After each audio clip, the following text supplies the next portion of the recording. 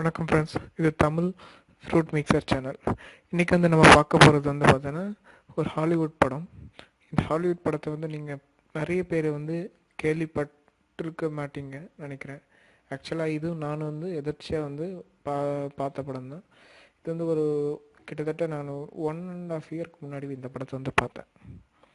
அப்போ வந்து எப்படி சொல்கிறது, இது நான் வந்து இதை சாதாரணமாக வந்து யூடியூப்பில் வந்து எல்லா படமும் நம்ம பார்க்குறது உண்டு. அதில் ஒரு சில படம் டைட்டில் பார்த்தாலும் முடியும். ஆனால் இந்த படம் வந்து பார்த்தோன்னா பார்க்க கொஞ்சம் ஒரு மாதிரி நேம்லே கொஞ்சம் நல்லா இருந்தது. சரி என்ன தான் இருக்குன்னு அப்படி நானும் பார்த்தேன். அப்போ வந்து இந்த படத்து பேர் வந்து ட்விஸ்டட் சொல்யூஷன் இருந்தது. ஆக்சுவலாக இந்த படத்தை வந்து அவனுக்கு வந்து ரொம்ப நாளாக எடுக்கணும்னு நினச்சி நிறைய பேர்கிட்ட அப்ரோச் பண்ணியிருக்காங்க. ஆனால் வந்து முடியல. ஆனால் கடைசியாக வந்து என்ன பண்ணால் தன்னோட ஓன் ப்ரொடக்ஷன் கிட்டத்தட்ட வந்து பார்த்தா நம்ம டிஆர் ராஜேந்திர மாதிரி தான். டிஆர் ராஜேந்திரன் என்ன சொல்லுவார், திரைக்கதை, வசனம், டைரக்ஷன், மியூசிக். நம்ம பாக்யராஜ் கூட அப்படி தான். ஆனால் பாக்யராஜ் வந்து பார்த்தோன்னா மியூசிக் விட்டுடுவார்.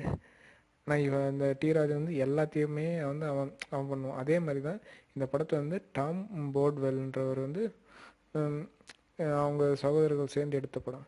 இந்த படத்தோட கதை என்னன்னு பார்த்தோன்னா, இந்த படத்தில் வந்து பார்த்தோன்னா ஒரு பையன் பார்க்க ஒரு ஆள் வந்து பையனை சொல்லுங்க. அதில் ஒரு கிட்டத்தட்ட ஒரு 26 வயசு இருக்கும். அவன் பார்க்குறதுக்கு வந்து பார்த்தோன்னா ஒரு மாதிரி சாதாரண லூஸ் மாதிரி இருக்கும். ஆக்சுவலாக வந்து பார்த்தோன்னா அவன் வந்து ஒரு மேத்தமெட்டிக்கல் ஜீனியஸ்னால் எல்லாத்தையும் ஒரு அறிவுபூர்வமாக யோசிப்பான். இவன் என்ன பண்ணுவான்னா, இந்த படத்துல வந்து ஸ்டார்டிங் வந்து என்ன காட்டுவாங்கன்னா, ஒரு பொண்ணு வந்து வந்து கடத்தி வச்சிருப்பான். அந்த பொண்ணு பார்க்கறதுக்கு அழகாகவும் இருக்காது, ரொம்ப மோசமாக இருக்கும், கொஞ்சம் சுமாராக தான் இருக்கும். இந்த கொஞ்சம் சுமாராக தான் இருக்கும் இந்த பொண்ணு. அந்த பொண்ணு பார்த்த உடனே நம்மளுக்கு இந்த பொண்ணை வந்து ஒரு ரூமில் வந்து கட்டி போட்டு வச்சிருப்பான். அந்த ரூம் வந்து வெளியிருந்து யாரும் உள்ள தவிர அவன் வந்து என்ன பண்ணுவான், அந்த பொண்ணை கடத்தி வச்சுக்கிட்டு ஒரு 2-3 நாள் வந்து இது சாப்பாடு கொடுக்காம. இது ரொம்ப எப்படின்னா நம்ம சொல்லுவாங்களே, நம்ம ஊரில் வந்து பட்னி போட்டால் தானே நம்ம இறங்க விடணும், அந்த மாதிரி தான். ஆக்சுவலாக வந்து அவனோட எய்மே வேறு. அந்த பொண்ணை பட்னி போடும். அதுக்கப்புறம் வந்து டெய்லி அந்த பொண்ணுக்கு வந்து சாப்பாடு அதெல்லாம் கொடுப்பாங்க. அந்த பொண்ணு வந்து திட்டு, நீ யார் என்ன கேட்டாலும் நான் வந்து நான் லவ் பண்ணுறேன் என்னென்னவோ சொல்லுவான். அந்த பொண்ணு வந்து கொஞ்சமாக அந்த பொண்ணோட மனசை மாற்றுவான். அந்த பொண்ணோட மனசை அந்த பொண்ணு ஆக்சுவலாக வந்து பார்த்தோன்னா அந்த பொண்ணுக்கு வந்து யாருமே இருக்க மாட்டாங்க. அது ஒரு கொஞ்சம் சின்ன வயசுலேருந்து ஒரு விருப்பி வளர்ந்த மாதிரி இருக்கும். அதுக்கு வந்து ஒரு லேர்னிங் நம்ம ஒரு சில கதைகளை கூட கேட்டிருப்போம். ஒரு குடும்பக்கார அப்பா கிட்ட இருந்து வந்து ஒரு பொண்ணை வந்து ஒரு பொண்ணை வந்து ஒருத்தங்க கடத்தி போய் ஒரு 10 நாள் வச்சுருப்பான்.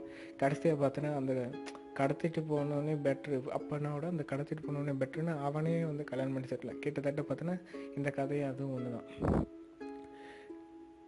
இவன் கூட அடைச்சி வச்சு இவனோட எப்படி சொல்கிறது, இவன் மனசை வந்து புரிய வைப்பான் அந்த பொண்ணுக்கு. அந்த பொண்ணு பார்த்தவன அந்த பொண்ணு கூட பழக கடைசியாக வந்து அவன் மேலே இருக்கிற கோவமே வந்து அந்த பொண்ணுக்கு வந்து காதலாக மாறிடும்.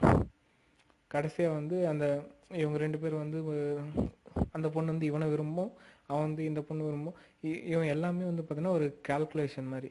கடைசியாக வந்து ஒரு எப்படி சொல்கிறது, யாரோ வந்து அந்த பொண்ணை வந்து காப்பாற்ற வர மாதிரி வந்து இப்போ ஒரு போலீஸ். ஆக்சுவலாக வந்து பார்த்தோன்னா அது இவன் செட்டப் பண்ணாலும் தான் கத்தியால் குத்திட்டு சுட்டுடுவாங்கன்னு நினைக்கிறேன். சுட்டுடுவோன்னே அப்போ வந்து பார்த்த உடனே அவனுக்கு அவன் வந்து அவளை பார்ப்பான். உடனே அழுவான், ஏன்டா இங்கே போனேன், செத்து போயிட்டேன், என்னையே மறுபடியும். அப்புறம் வந்து மறுபடியும் நடிப்பான், இல்லை நான் சும்மா நடித்தேன் அப்படின்ட்டு. அப்போ வந்து இவன் சொல்லுவான், எல்லாமே வந்து பார்த்தோன்னா ஒரு மேத்தமெட்டிக்கல் கால்குலேஷன் தான், நீ வந்து என்னை எப்படி லவ் பண்ணுவேன் அந்த மாதிரி படம். இப்படி சொல்கிறப்ப உங்களுக்கு இந்த படத்தை பார்த்தோன்னே உங்களுக்கு கொஞ்சம் புரியும். அந்த மாதிரி நல்லாயிருக்கும் இந்த படம் பார்த்தா. எப்படி சொல்கிறது, ஒரு அபோவ் ஒரு 20 ஏஜுக்கு மேலே இருக்கிறவங்க வந்து இந்த படத்தை பார்க்கலாம். அதுக்கு மேலே கீழே இருக்கிறவங்க பார்த்தா கொஞ்சம் மனசு சந்தோஷம், ஆனால் புரிஞ்சுக்கிறதுக்கு முடியாது. இந்த படத்தை கண்டிப்பாக யூடியூப்பில் பார்க்கலாம். யூடியூப்பில் ஜஸ்ட்டு ட்விஸ்டட் சடேஷன் அப்படின்னு போட்டாலே உங்களுக்கு வந்து சொல்யூஷன் அப்படின்னு போட்டாலே உங்களுக்கு வந்து கிடைக்கும். சப்டைட்டில்ஸ் வந்து கிடைக்காது, ஆனால் நீங்கள் வந்து அதை டவுன்லோட் பண்ணிக்கலாம். நெட்டில் இருந்து. எப்படின்னா ட்விஸ்டட் சடிஷன் எஸ்டிஆர்னு போட்டிங்கனால உங்களுக்கு கிடச்சிடும். அதை நீங்கள் ஜஸ்ட் பாருங்கள். இந்த படம் வந்து முடியல, இன்னும் கிளைமேக்ஸ் இருக்குது. அந்த பொண்ணுக்கு வந்து அதுக்கப்புறம் அவனையும் ஏற்றுக்கும். அவன் எல்லாத்தையும் சொல்லிவிடுவான், ஆனால் ஏற்றுக்கும். அப்புறம் அவன் சொல்லுவான், சரி நான் வெளியே போயிட்டு வரேன் அப்படின்ட்டு. ஆக்சுவலாக அவன் வெளியே போகும்போது பார்த்தோன்னா இன்னொரு ரூம்குள்ளே போவான். அந்த ரூம்லேயே வந்து அந்த பொண்ணை வந்து இன்னொரு பொண்ணை வந்து கட்டி போட்டு வச்சுருப்பான். அப்போ தான் நம்மளுக்கு வந்து அந்த கதையே புரியும். ஆக்சுவலாக எல்லாருக்கும் வந்து ஒரு ஹாபி. இவனுக்கு வந்து பார்த்தோன்னா இந்த மாதிரி யாருமே இல்லாத பொண்ணுங்களா பார்த்து கூப்பிட்டுட்டு வந்து அது கடத்திட்டு வந்து அவங்க மனசை மாற்றி அவங்களோட வாழ்கிற மாதிரி கிட்டத்தட்ட பார்த்தோன்னா ஒரு சைக்கோ சொல்ல முடியாது. அவனுக்கு ஒரு இது பொழுதுபோக்கு. இது வந்து பார்த்தோன்னா ஒவ்வொரு பொண்ணுங்களுக்கும் இவனுக்கு அவனை பற்றி ஒருத்தருக்கு ஒருத்தர் தெரியாது. இந்த ரூம் வந்து அந்த ரூம்குள்ளே வச்சு அதுதான் வாழ்க்கை. இந்த மாதிரி படத்தை பாருங்கள். என்னோடய ரிவ்யூஸில் ஏதாவது மிஸ்டேக்கோ இல்லை சரியான ப்ரொனன்சியேஷன்லாம் கமெண்ட் பண்ணுங்கள். நெக்ஸ்ட் ரிவ்யூவில் நான் திருத்திக்கிறேன். Thank you friends. Please subscribe my channel.